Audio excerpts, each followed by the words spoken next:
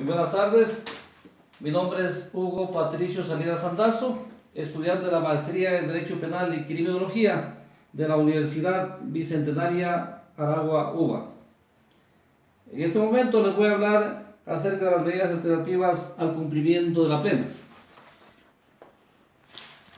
Debo manifestar que dichas medidas alternativas al cumplimiento de la pena surgen en los años 70, precisamente en los países del mundo occidental, así como en los países de América y Europa.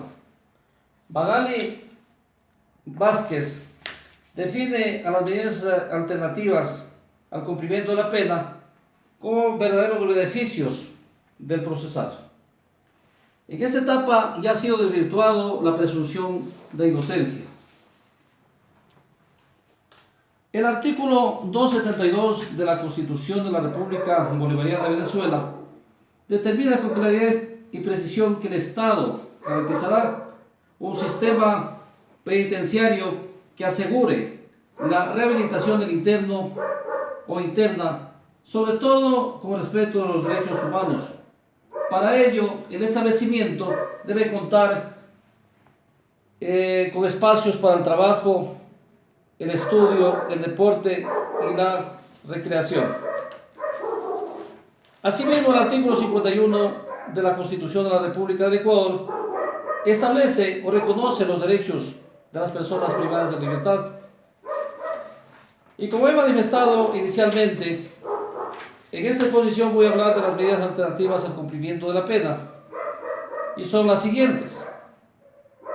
Primero, la libertad condicional o confinamiento. Precisamente en esta primera, que el procesado debe haber cumplido las 3/4 partes de la pena impuesta. Así lo establece el artículo 488 del COP. Asimismo, tenemos la suspensión condicional de la ejecución de la pena. Es el beneficio que recibe el procesado cuando el sentenciado ha sido sentenciado por un delito que no excede de 5 años. Además, tenemos la redención de trabajo, de pena, trabajo y estudio. ¿Ya? Esta se refiere a la reducción de la pena a cambio de realizar trabajos y estudio, pero dentro del centro penitenciario. También tenemos el régimen abierto, que determina el artículo 488 con claridad y precisión. Esto se da cuando el penado o penada ha cumplido la mitad de la pena. Y además debe cumplir con los requisitos que se encuentran establecidos en el artículo 488, que uno de ellos es que no haya cometido algún delito o falta dentro o fuera del establecimiento durante el cumplimiento de la pena. Segundo, que el interno o interna haya sido clasificado o clasificada previamente al grado de mínima seguridad por la Junta de Clasificación designada por el Ministerio con competencia en materia penitenciaria. Tercero, pronóstico de conducta favorable del penado o penada emitido de acuerdo a la evaluación realizada por un equipo evaluador designado por el Ministerio con competencia en materia penitenciaria. Cuarto, que ninguna medida alternativa de cumplimiento de la pena otorgada al penado o penada no hubiera sido revocada por el juez o jueza de ejecución con anterioridad.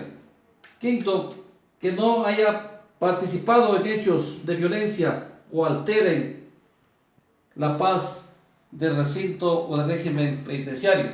Y última sería la sexta, que haya culminado curso de estudios, trabaje efectivamente en los programas educativos y o labores que implementa el Ministerio con competencia en materia penitenciaria.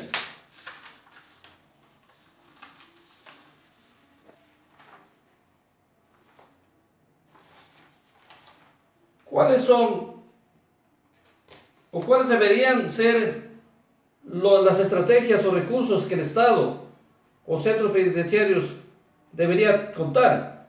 Por ejemplo, tenemos trabajo, estudio, salud y alimentación. Es decir, trabajo que haya rubros que ingresen al Estado.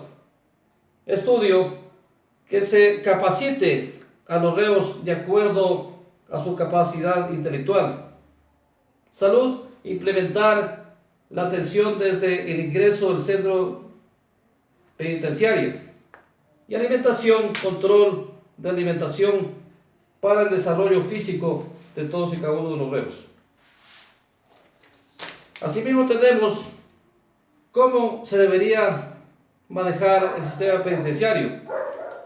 Esto es que debería haber políticas públicas de ejecución inmediata. Y es importante el seguimiento a todos y a cada uno de los reos. Voy a hablarles acerca de la reinserción.